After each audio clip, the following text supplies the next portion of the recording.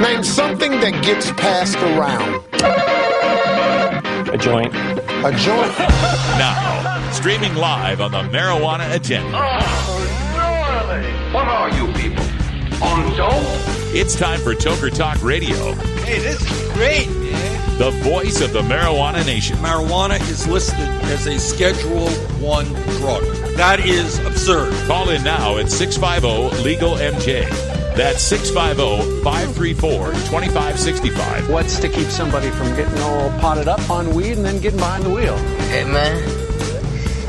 Am I driving okay? Toker Talk Radio is your chance to make your voice heard in the Marijuana Nation. They're walking on their pants with their cap on backwards, listening to Enema Man and Snoopy Poop Dog. Send that message with clarity that good people don't smoke marijuana. Now let's get to Toking and Talking with your host, Russ Belville.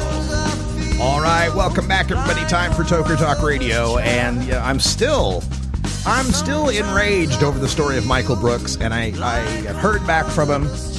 He wants to send his well wishes out to everybody on the show who's contacted him recently. Everybody who listens to the show who's contacted him recently. He really appreciates it. And I've published it in High Times today. It's up on hightimes.com on my Radical Rant column. If you want to pass that around, share that as much as you can, and contact the governor there at tn.gov/governor.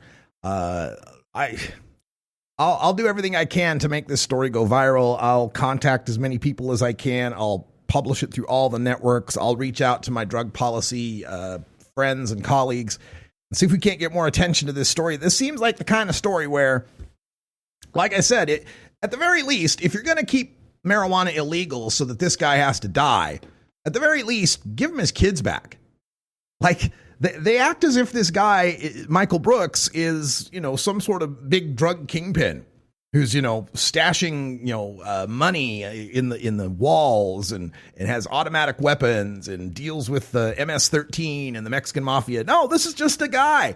This is just a guy who found out that medical cannabis oil helps him deal with his pain, helps to beat back his hepatitis C, gives him a life worth living. But if you're going to take that from him, my God, at least let his kids be with him. There's no evidence these kids have ever been abused. There's no evidence these parents are anything but nice, kind, responsible, loving parents. And, given that you're going to keep marijuana illegal and he's going to die in a year or two anyway, couldn't you at least let his 2- and 4-year-old maybe have some chance of having a memory of what their father was like? Can bet you're building a couple of little young activists, too, by doing this. You can bet when those little boys, age 2 and age 4, get a little older, and they learn what happened to their father, and they learn how the state condemned him to die when they didn't have to, when he had found a way to live, you can bet that's going to make a couple of hardcore activists, especially when you consider by the time they get to the age of understanding all of this, it's going to be, 8-10 years later, we're going to have legalization in dozen, maybe 15 states. We're going to have medical in some form just about everywhere. And we'll look back at this cruelty, this unusual punishment with just, I hope, shame and sorrow and a vow to never let it happen again. And Michael Brooks' story is just one of so many of these stories that I've heard, that I've covered. I haven't even had a chance to cover half of them that I've heard, where people's lives are just turned upside down. And usually in these cases, the people whose lives get turned upside down thought they were doing the right thing by being honest, by being forthright. They sometimes even volunteering that they're involved with marijuana, having no idea that it's such the big deal that they could lose their kids. They could lose everything over this. So many times this happens, and it doesn't need to happen anymore. All right, before I forget, I want to make sure everyone knows that coming up on Monday, I am very honored to be the guest on Midnight in the Desert, the former Art Bell show. Art Bell, the late night, he covers like UFOs and aliens and conspiracy theories and all sorts of interesting kind of stuff. We're going to be on the show. I'm going to be on the show Monday night, 9 p.m. Actually, my segment starts at 9:26 p.m. We'll be going from 9:30 to 1 in the morning Pacific time, talking on Midnight in the Desert with Heather Wade. You can listen live through TuneIn Look for Dark Matter Network on TuneIn. But if you just go to midnightinthedesert.com, they've got all the links for TuneIn. They got a link to listen live through Winamp and on their website. I think they've even got probably a Facebook feed for it. Plus, there are 3 different stations you can listen to if you want to catch the program. Actual terrestrial radio stations. KCAA in Loma Linda, California. Also, which I believe KCAA also carries Lanny Swerdlow's show, if I'm remembering correctly. But KCAA 1050 AM and 106.5 FM in Loma Linda, California. KNYE 95.1 FM in Pahrump, Nevada. So we'll be in the Las Vegas area on the air. And KJMRLP 97.7 FM in Chattaroy, Washington. That's a low power station, so you'd have to be pretty close to Chattaroy to be able to catch that. Link to the show link again, midnightinthedesert.com, midnightinthedesert.com. And I'll give you the link to the interview that I did yesterday with Michael Brooks. You can find that at rad-r.us/Michael Brooks in title case. Stay tuned. When we come back, we're going to give you a little more details on that grisly murder story that we led the news with. 4 men killed over marijuana deals gone bad. That's a headline you don't get in Oregon. You're listening to the Marijuana Agenda with Russ Belville.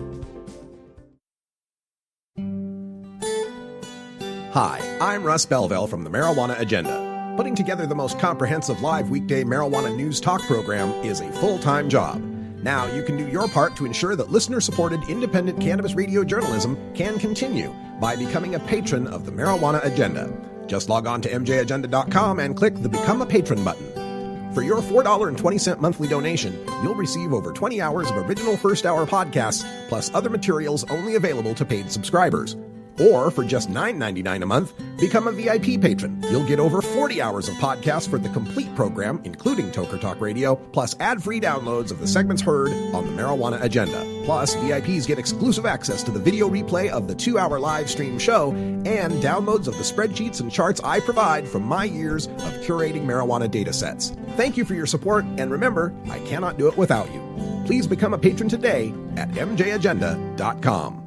As a formerly incarcerated person, I know firsthand all the ways that we are disenfranchised when we are run through the system. Every day I work to help people regain their rights and dignity, but the fight is far from over. We need you to join us in this important fight. This October, we're coming to Atlanta for the 2017 Drug Policy Alliance Reform Conference. Join us in the fight to end the drug war. Register now at reformconference.org. You're listening to the Marijuana Agenda with Russ Belville.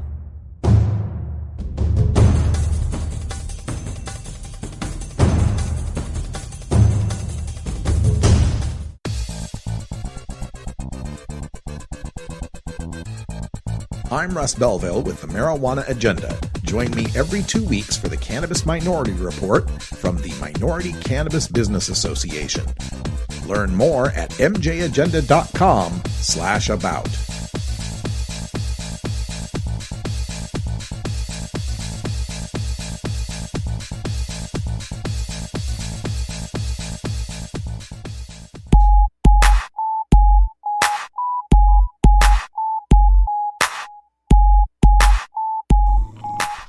Hello, Mr. Man.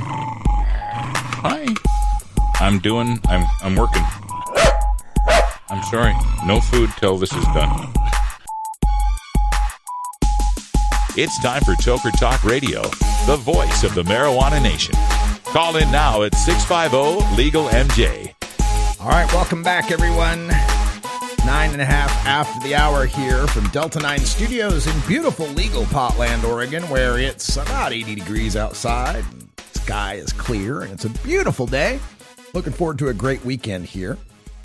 We got a full house at Delta 9. We are just booked like crazy. Today we achieved superhost status on the Airbnb platform, which gives me now special powers. I can clean toilets with my laser vision now. I don't know what superhost does. But we're now superhost, so that's cool. Also, we've got new photographs. We had a professional photographer come in on Wednesday or Tuesday and take some shots. So we got new photographs online, and I'll be putting those all together from some new brochures and stuff. So if you are looking to come to Portland, Oregon, and you need a cannabis-friendly place to stay, Delta 9 House and Studios is the place to be. Check it out at delta9house.com. And like I said, the rooms are full. We can accommodate 3 people per room. We've got a queen bed and an air mattress in each room, twin air mattress.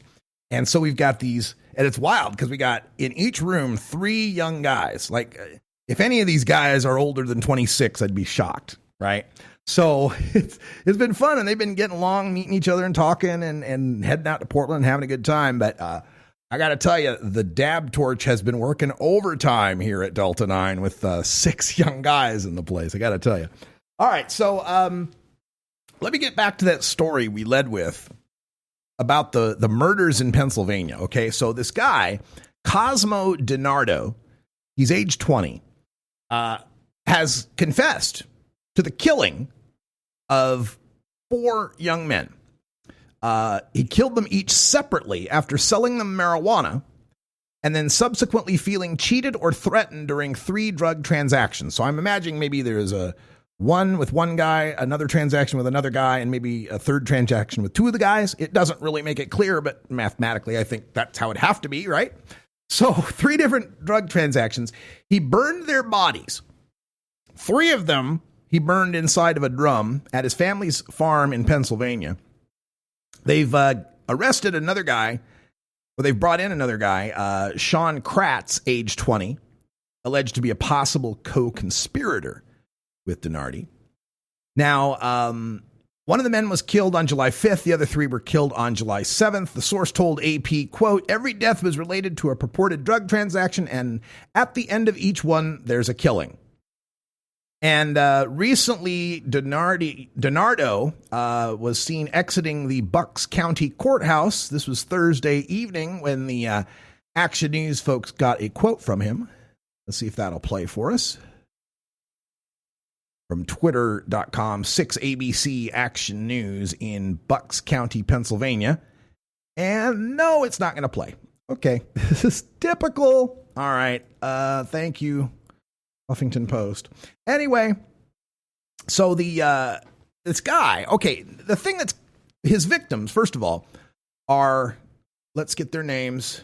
I got to go up higher. There we go. He admitted to killing Jimmy Patrick, Tom Mio, Dean Finachero, and Mark Sturgis. Okay, Jimmy, Tom, Dean, and Mark. And Patrick, Jimmy Patrick was age 19. The other men were age 19, 22, and 21. They all vanished, they were all missing, and so there was missing persons, and it was a big scare there around the Bucks County area. They've only identified one set of the remains belonging to Finachero, one of the 19-year-olds. The prosecutors in this case have indicated that DiNardo had been diagnosed with schizophrenia. His behavior had been altered after he suffered a head injury in an ATV accident a few months ago. And he had a gun charge. He was held with a $1 million bond until Tuesday for an unrelated weapons charge. This guy was able to get a gun despite the fact that he had an involuntary mental health hold against him and a history of mental illness, right? He had been held on a $1 million bond not even 24 hours after he got out on bail on Tuesday. He was arrested for stealing one of the victim's cars. And for that, they've put him back in, and now he's on a $5 million bail. Now, in admitting, in confessing to the 4 murders, the prosecution agreed to take the death penalty off the table. But once again, this illustrates how an illegal market works. Now, I know some might say, well, Russ, this guy was 20. And his co-conspirator was 20. And 2 of the guys that were killed were 19. One was 22, one was 21, the other 2 were 19. So What does legalization have to do with this? When legalization would be age 21 and up? Well, what it does have to do with this is at least Sturgis and Mio, the 22 and 21-year-old, would not have had to go to an illegal drug transaction to get their weed. They'd have had a legal store where they could have bought it. As for what might have happened with the 19-year-olds trying to buy the weed from the 20-year-olds, that still could have happened under our current legalization schemes, because they all say you got to be 21 years old. And so that just maintains that half of the demographic that is the largest demographic of pot smokers has to stay on the illegal market. From age 18 to age 23, 18, 19, 20, 21, 22, 23, that 6-year age group, at each year, you've got more than 20% of the people in that age group that use pot regularly. Over 20% in that age group at each age. Like 20.1, 20.4, 20.6, that kind of stuff, right? So when you make a law that says that the age for pot smoking is age 21, you're saying half of the greatest use group, ages 20, the 21, 22, and 23-year-olds, they're good, but the other half, the 18, 19, and 20s, they got to stay on the illegal market. Now, I understand people have the argument that, number one, you can't legalize under age 21 because alcohol's 21, and politically speaking, it's going to be really hard to convince people that an illegal drug should be easier to get than alcohol. Now, I know once you legalize it, it wouldn't be an illegal drug. I'm talking about the framing. When you're trying to get this passed, you're trying to tell voters, hey, let's take something that we used to say was, deadly dangerous Schedule 1 drug, just like heroin, and make it something 18-year-olds can get when they can't even get alcohol. That's going to be hard to pull off. What will help that is the more people understand that marijuana is safer than alcohol, which about a quarter of the people do.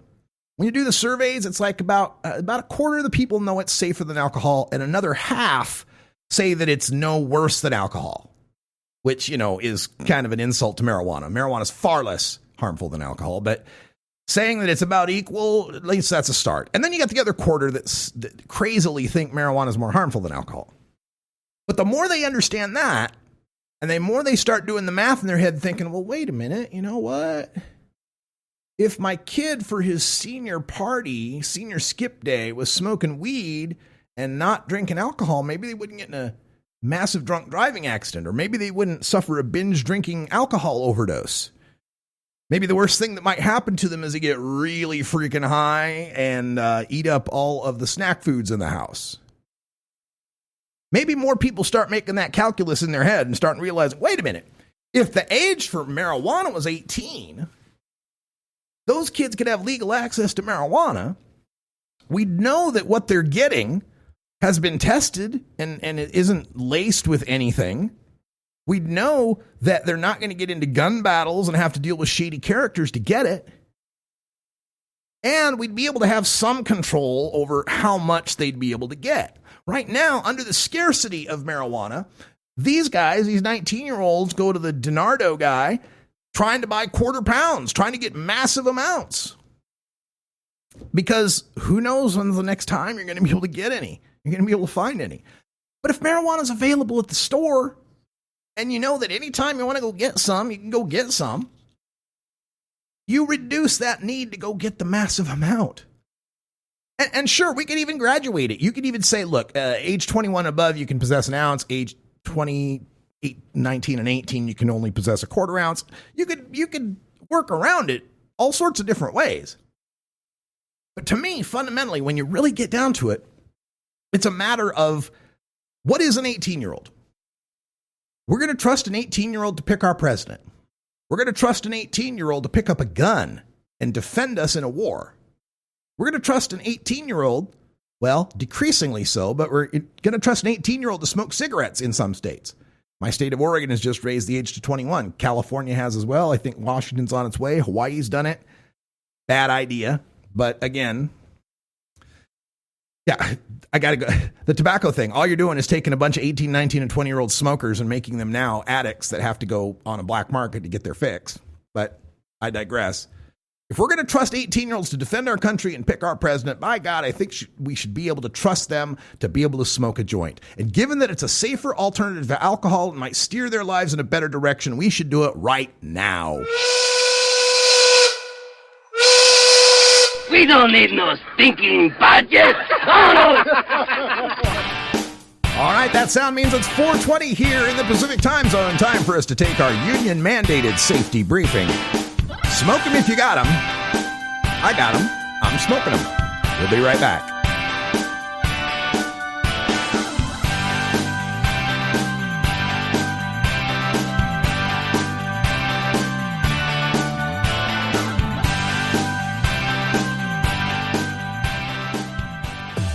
If you work in the cannabis industry, consume marijuana, or just support freedom, you need to know about breaking policy news that affects you. Marijuana Moment is the daily newsletter that helps you stay on top of all the latest and most important state, federal, and international cannabis developments.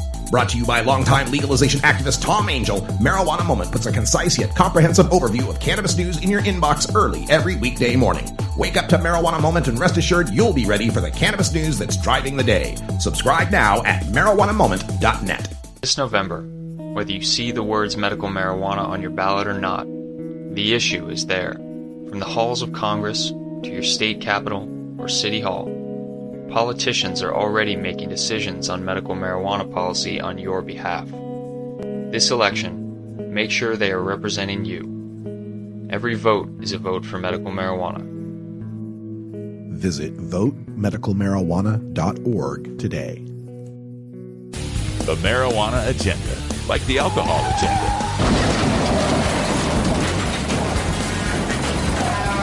But a lot safer.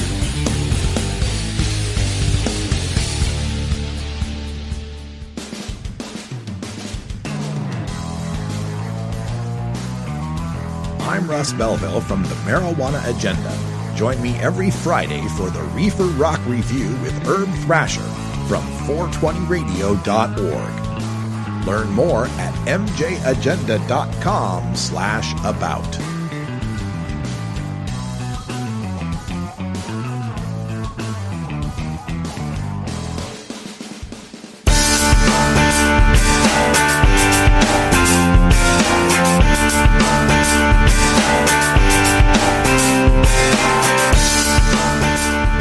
Tjena, jag heter David, PKA Dirtball. Vi ska röka hela tiden, alla år. It's time for Toker Talk Radio, the voice of the marijuana nation. Call in now at 650-LEGAL-MJ. All right, welcome back, everybody. And we're just going to do a whole bunch of quick news stories here in the next couple of segments. It is the weekend coming up, and so we're going to wind up with all the news stories that have fallen through the cracks I haven't had a chance to get to throughout the rest of the shows. We were just talking about Bucks County, Pennsylvania, and that terrible murder of 4 young men over marijuana deals.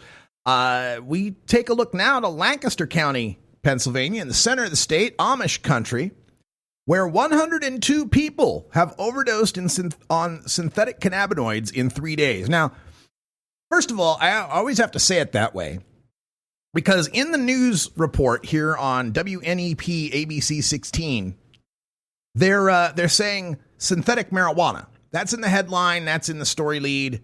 102 people overdosed on synthetic marijuana. Folks, there's no such thing as synthetic marijuana. Well, there is such a thing as synthetic marijuana. I actually saw it at one of our trade show events. It was like a paper mache or some sort of, I don't know what it was made out of, but it looked like a beautiful crystally bud, but it's a necklace. It's not plant material at all. I don't know what they made it out of, but it's beautiful. That would be synthetic marijuana, right? A dried flowering top from a cannabis plant prepared for smoking. What they're talking about are synthetic cannabinoids, right? They're synthetic cannabinoids that they're dealing with, these JWH synthetics that were made for laboratory purposes to hyperstimulate our endocannabinoid system. Because when you're trying to test these things, you're trying to do some laboratory research, you don't have 20 years to see how something's going to work out. You got to pump that stuff as hard as you can into a rat, that's only going to live a few months or whatever, and then try to figure out what it does. So these aren't designed for human consumption. They're not designed for the practical effects you'd get out of cannabinoids. But since marijuana is illegal in Pennsylvania and lots of other places, and because marijuana is tested for on drug tests in Pennsylvania and everywhere else, people turn to this synthetic crap so they can get the high they want that they're looking for, still pass their drug tests, or at least have access to some sort of high. So, according to C. Robert May, the director of Lancaster Emergency Medical Services, by the way, they note in the first paragraph, none of the overdoses were fatal. Okay. So May says, quote, heroin is normally the issue, but in the last week, there's been an overdose of synthetic marijuana. The assumption is that heroin is not readily available, so people are turning to K2, the spice, the synthetic cannabinoids. So the overdoses happened in the morning of July 7th through the morning of July 10th. By the following Friday, July 14th, there was a total of 158 overdose patients involved in emergency calls. Some calls involve 2 to 4 patients at once, with a few patients repeating in a span of a few hours. Quote, this past weekend, we responded to one patient 9 times in 24 hours. So in the past 6 months in Lancaster County, heroin overdoses were averaging 8 a day. Over the last week, emergency services were responding to 25 synthetic cannabinoid overdoses in a day, about 1 an hour. In public bathrooms, parking lots, residential homes, on the street, and in parks, May said, it's all over the place. So this is, again, the problem of prohibition. And it's so frustrating sometimes for us to be on our side and to understand what marijuana really is. A fairly benign, naturally occurring substance that mimics another naturally occurring substance in our bodies, has a fairly light high when you compare it to other things you can get high on, has a fairly low load for dependency or withdrawal symptoms, something like about caffeine. You get a little irritated if you can't get any. And again, we're talking about just recreational use. I understand medical users who go without suffer, but just in general is what we're talking here. Those of us who know what marijuana really is and what it really does and how it really acts, it's so frustrating because you're like, can you not see these people just want to get high? They just want some weed. Can you not see that they just want to alleviate whatever pain or boredom or ennui they're experiencing in their lives? They just want a little kick. People are going to get their kicks. And if you don't let them get it with marijuana, they're going to get it with K2. If you don't let them get it with oxycodone, they're going to get it with heroin that's laced with fentanyl. If you don't let them get it with, people are going to want their kicks. If we were any sort of sane society, Jerry Garcia said something along these lines long ago. If we were any sort of sane society, we'd recognize that there are people who like to do drugs, and there always have been throughout human history.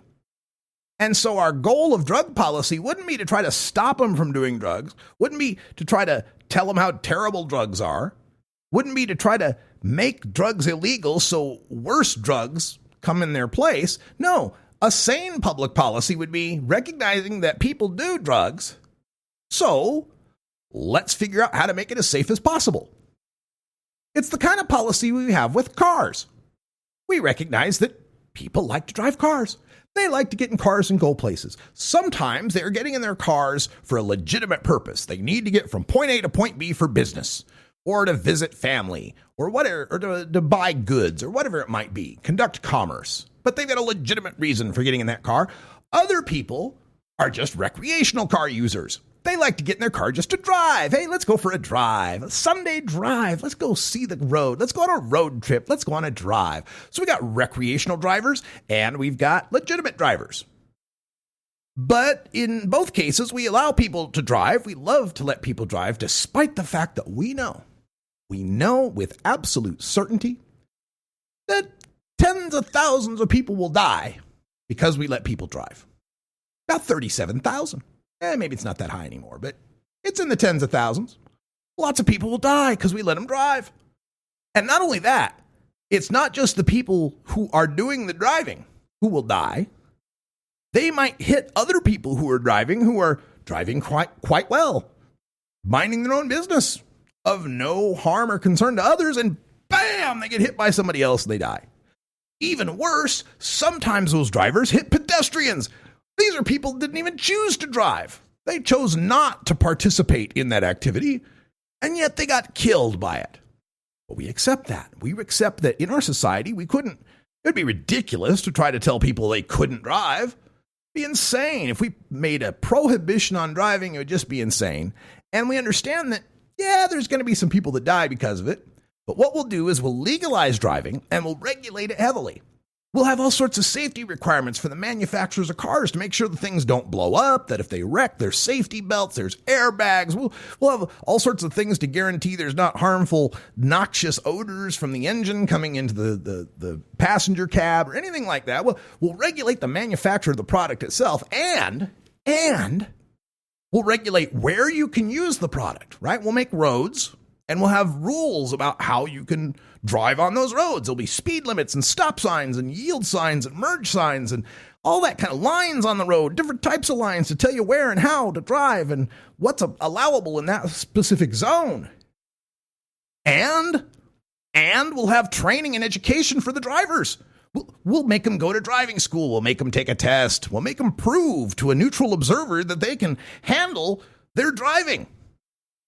This system has worked pretty damn well. In fact, it's worked so well that since like the 1990s, fewer and fewer and fewer people year after year are dying because of both recreational and legitimate driving.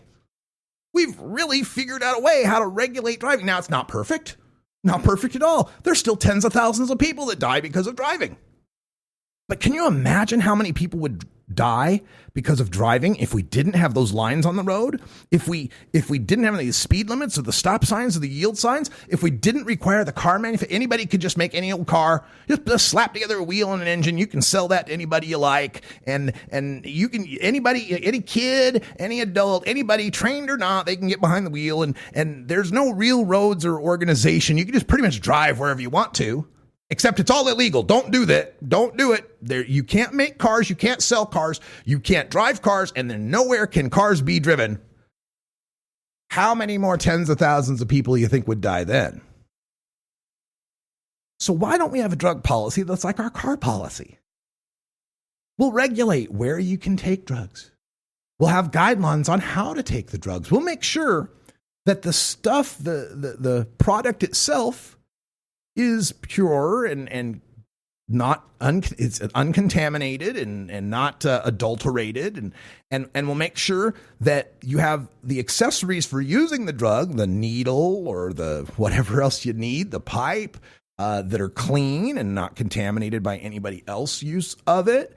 We'll make sure that you can buy the drugs. You can get the drug. You don't have to see a criminal to get them. You don't have to become a criminal yourself to manufacture them. There'll be access to the drugs. We'll make sure that if you want to use the drugs, that you have education about how to use the drugs. And in the case of the really harmful drugs, maybe we even have some sort of licensing scheme for that. Maybe we have some sort of requirement of education, requirement of hands-on training, let's say, that comes along with that. You know, kind of like how we have regular driver's license anyone can get, but then you got commercial licenses, and then you got those commercial licenses when guys are hauling, hazardous material. I mean, the possibilities are endless, and I'm not suggesting any one of these is a solution I'd necessarily endorse, but it'd be better than prohibition.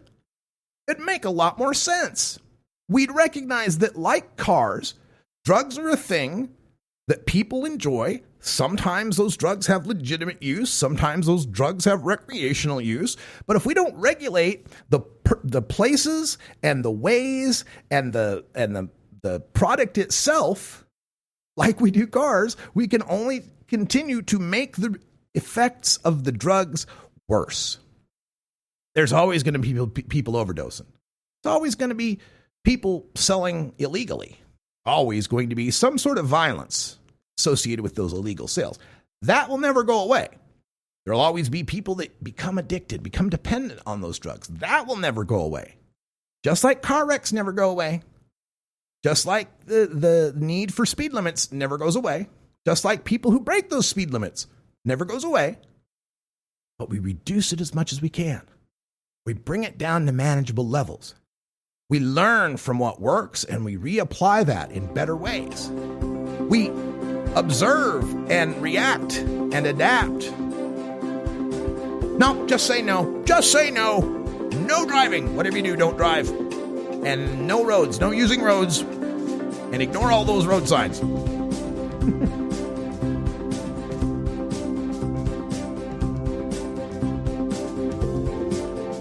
You're listening to the Marijuana Agenda with Russ Belville. New beginner guitars and banjos are often constructed much better than ones built before your time. Why struggle?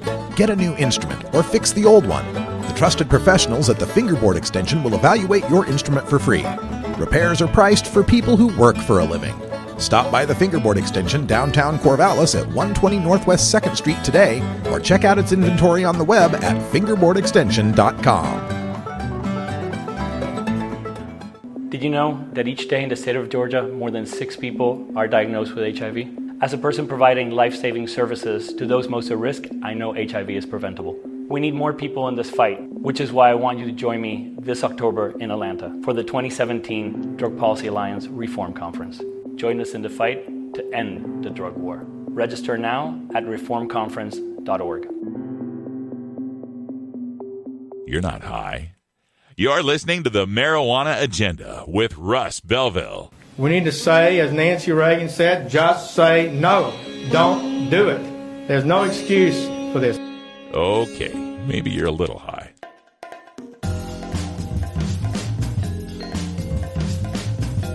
I'm Russ Belville from the Marijuana Agenda. Join me every 4 weeks for the Northwest Cannabis Chronicle from the Marijuana Business Association. Learn more at mjagenda.com/about.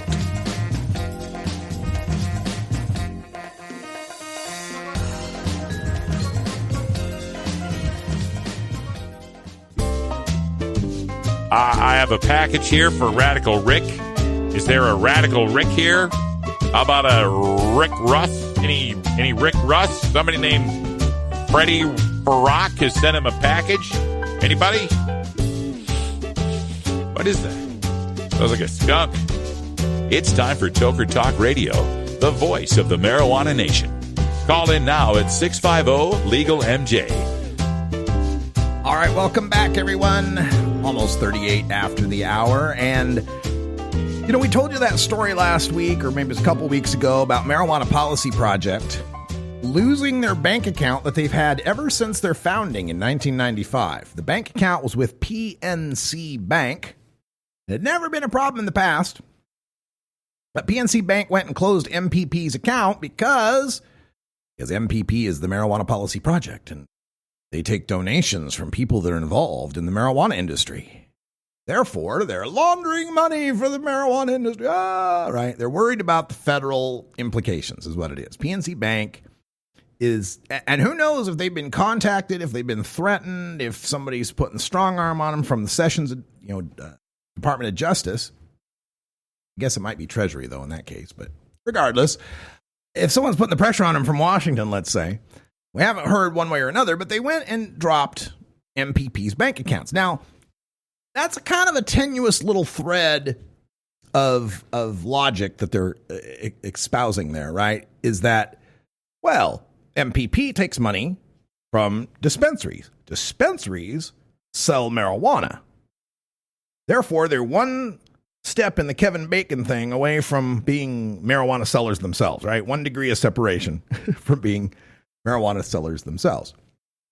Okay, so you got a little thread, tiny little thread of logic there. I don't agree with it, but at least you could point to that, right? Well, now PNC Bank has closed the account for Ohio NORML. Now, that's a little harder thread to connect, right? Because Ohio doesn't have legal marijuana, and the medical marijuana they've got isn't selling actual marijuana. It's the cannabinoid stuff, right? And to my knowledge, there's no support for Ohio NORML coming from any of these dispensaries. Could be wrong. I don't have their financials in front of me. But if there's not any, Ohio medical marijuana dispensary money flowing toward Ohio NORML, how do you connect that thread to say, oh, you're 1 degree of separation away from a marijuana seller? What this is becoming, folks, I mean, not becoming, I'm saying what this is PNC Bank closing these accounts because they advocate for legal marijuana. This is a First Amendment issue here. These banks, I mean, it would be hard to prove because, again, they get the out of, well, it's federally illegal. It's federally illegal. We can discriminate against you. Ha ha. All right, they can always go back to that. But really, if this were anything else, this would be First Amendment infringement. This would be closing down their accounts because they don't agree with their political speech. Because MPP and NORML do not sell marijuana. They do not grow marijuana. They do not possess marijuana as organizations. Personally, sure. But as organizations, no. Right? So what else could it be but the fact that they advocate for marijuana to be legal?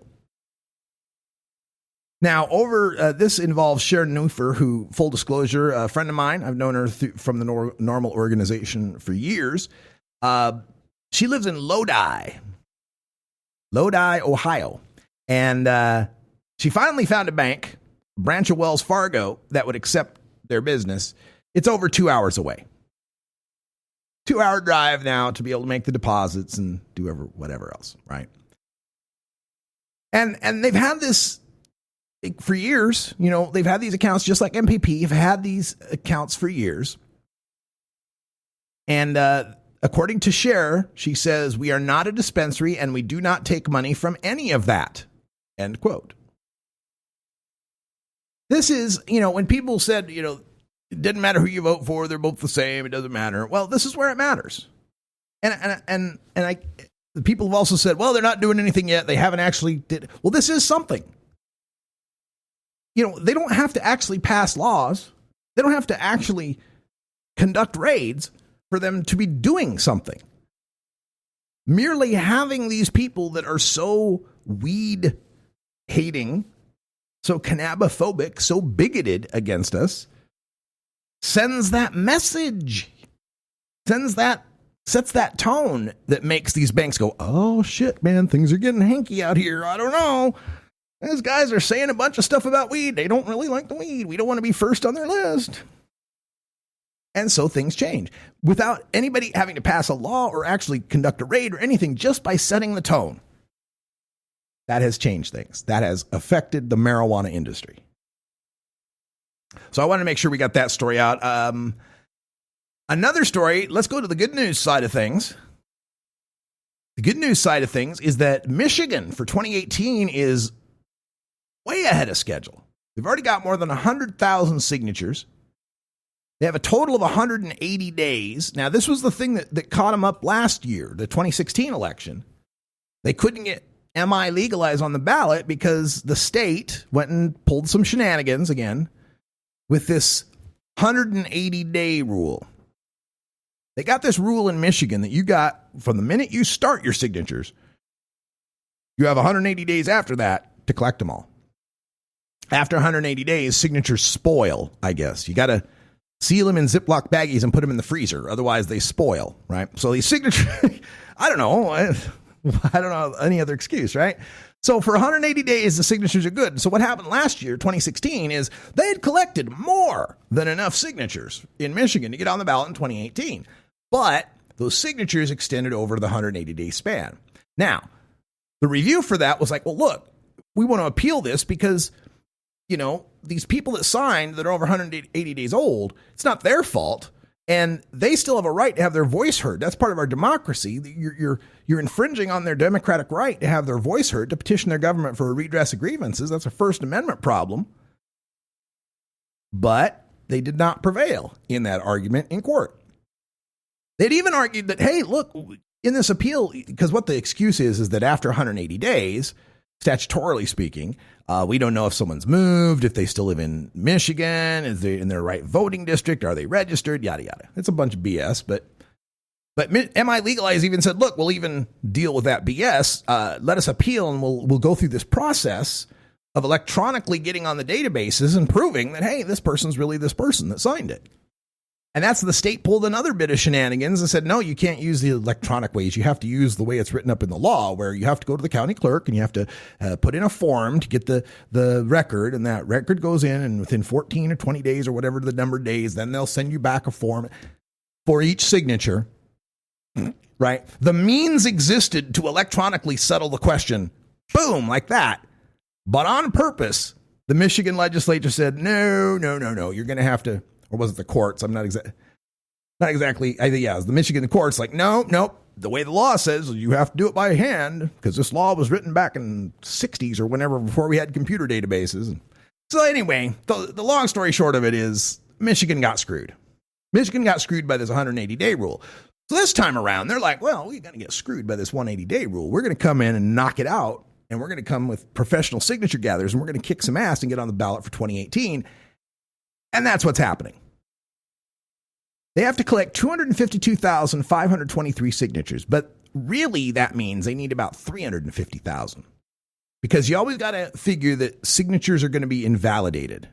Can't read someone's writing, they're not a registered voter, it was someone from out of state, whatever the excuse. Every campaign considers that, and you want to get like 40% more of the, 30 to 40% more signatures than you need. So they need about 350,000. They started on Memorial Day to gather signatures. So first week of June, last week of May, right? They're already over 100,000. So that's within what, a 6-7 week span? They got 100,000 signatures. So according to their spokesman for the Coalition to Regulate Marijuana Like Alcohol, Josh Hovey, said, quote, if we can keep up this momentum, we will have all signatures in 4 months rather than the 6 months required by state law. Now, what the legalization would do in Michigan, if it's on the ballot for 2018, possession, cultivation, and use of cannabis for adults 21 and older. So we'd have home grow. We'd legalize the cultivation of industrial hemp. People don't recognize that sometimes, don't think that you legalize marijuana and it automatically legalizes hemp. Washington State learned that lesson the hard way. They legalized marijuana in 2012. Wasn't until 2016 they legalized industrial hemp. The legalization would also legalize businesses that cultivate, process, test, transport, and sell marijuana. So there'd be pot shops. Legalization would protect consumers with proper testing and safety regulations for retail marijuana, and it would be taxed at retail levels, 10% excise tax and 6% sales tax to support K through 12 public schools, roads, and local governments. Now, it'd be nice if it gets through that way. But what we've seen coming out of Massachusetts and some of the other states that have legalized is the people put forth the ballot measure. It gets passed by a large majority, and then the legislature goes, oh, no, you people don't know what you're doing here with that. We can't do that. That tax rate's too low. So it'd be nice if we stay at the 10% excise and 6% sales tax, but you can bet there's going to be some Michigan lawmakers that once they see the gravy train of marijuana money rolling in, they're going to want to raise that tax a bit. But this is good news. Good news to have yet another initiative that is home grow, pot shops, no per se DUID. Beautiful. Glad to see that. So 2018 looks like it's going to go. Michigan, I'm betting on Missouri making it for their medical marijuana. Wyoming going for it. Could actually happen. Oklahoma, I believe, is already on the ballot for medical marijuana.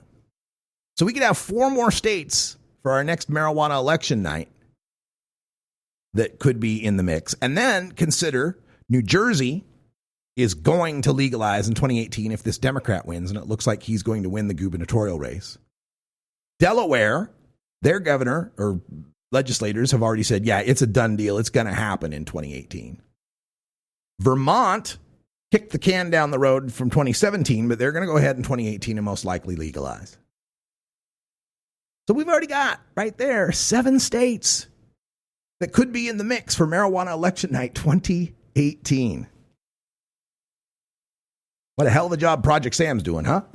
They're doing such a great job stopping legalization. Ever since Project Sam started, we've quadrupled the number of legal states. We now have 29 medical marijuana states. We now have only 4 states in America where there's no legal form of marijuana. Only 4. Idaho, Kansas, South Dakota, Nebraska. That's it. In every other state, there's at least CBD oil where its possession has been legalized. 1 out of 5 people lives in a legal state. Another 2 out of 5 lives in a medical state. And another 1 out of 5 lives in a CBD state. We're winning, folks. You're listening to the Marijuana Agenda with Russ Belville. The Marijuana Agenda with Russ Belville is proudly sponsored by the Marijuana Business Association. The MJBA, called by NBC News the Cannabis Chamber of Commerce, is the fastest growing business association and the fastest growing industry in America. I've been working with the MJBA for years, and I personally invite you to join the MJBA. MJBA also publishes the popular MJ Headline News on Facebook and the MJNewsNetwork.com and Marijuana Channel 1 on YouTube. Visit MJBA.net for more details. Did you know that in Georgia, 1 in 13 adults is in jail or prison or on parole or probation? As a mother and as a professional, I advocate for access to drug treatment instead of incarceration. We need you to join us in this important fight. This October, we're coming to Atlanta for the 2017 Drug Policy Alliance Reform Conference. Come lend your voice to the fight. Register now at reformconference.org. The Marijuana Agenda. Like the liberal agenda, but with profits. Ka-ching.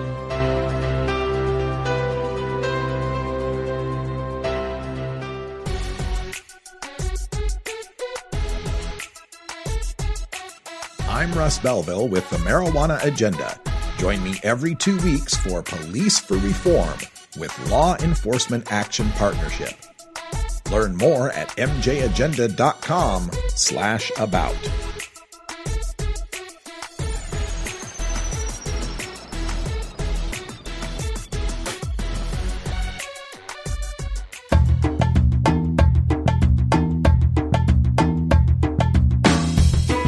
Most of us pirates, we go on vacation to North Dakota, you know, because they've got a town called Argosville. Arr. What are you smoking there, boy? It's time for Toker Talk Radio, the voice of the marijuana nation. Call in now at 650-LEGAL-MJ. All right, welcome back, everybody. It's our final segment of the week. Thanks for joining us. And a reminder, next week we've got all new segments coming up on the Marijuana Agenda. It'll be our Eastern rotation, so our regional focus will be on the Eastern time zone. On Monday, we've got our ACE's patient-focused update with Americans for Safe Access, followed by the Northeast Cannabis Chronicle. We'll spotlight what's happening in the Mid-Atlantic and the great New England states. On Tuesday, we have our Expanded Mind segment where we deal with the ongoing research into psychedelics. So we'll take a look at that. Plus, on Tuesday, Shark Sessions with the Marijuana Show, we take a look at entrepreneurship and investment. On Wednesday, our Hump Day update will get us all the latest on industrial hemp, followed by our Southeast Cannabis Chronicle, where we talk about the great American South and what's happening down there. On Thursday, Voice of the Industry with National Cannabis Industries Association. We'll learn more about the business of cannabis, followed by Cannabis Sports Medicine with the Gridiron Cannabis Foundation. More on athletes and their use of cannabis for medical purposes. And then on Friday of next week, our Drug Policy Reform Update with the Drug Policy Alliance, followed by our Government at Work segment, where we speak with the lawmakers who are changing the laws with respect to marijuana. That's all coming up next week on the Marijuana Agenda. Learn more at mjagenda.com. Also, reminder that you can get the free Cannabis Headline News podcast. It's absolutely free at news.mjagenda.com. Get the top 5 stories in marijuana in just 5 minutes with the Cannabis Headline News at news.mjagenda.com.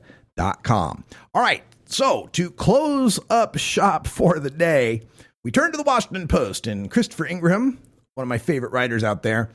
And I just have to read this as written. And forgive me for the poor impersonation. Okay, I'll do my best. President Donald Trump told reporters on Air Force One on Wednesday that his proposed border wall with Mexico would have to be transparent to prevent Americans from being struck and killed by 60-pound sacks of drugs tossed over from the Mexican side. One of the things with the wall you need is transparency. You have to be able to see through it, Trump said. He continued, in other words, if you can't see through that wall, so it could be a steel wall with openings, but you have to have openings because you have to see what's on the other side of the wall. And I'll give you an example. As horrible as it sounds, when they throw the large sacks of drugs over, and if you have people on the other side of the wall, you don't see them, they hit you on the head with 60 pounds of stuff, it's over. As crazy as that sounds, you need transparency through that wall. I cracked myself up with that. That's one of the worst Donald Trump impersonations I've ever heard. It's like I'm doing a bad impersonation of Trevor Noah doing a bad impersonation of Donald Trump.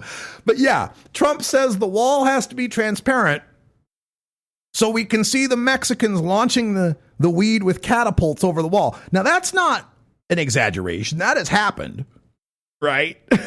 We actually have seized catapults and found Mexicans using catapults to launch bales of weed over the wall. Yeah, absolutely. But, like,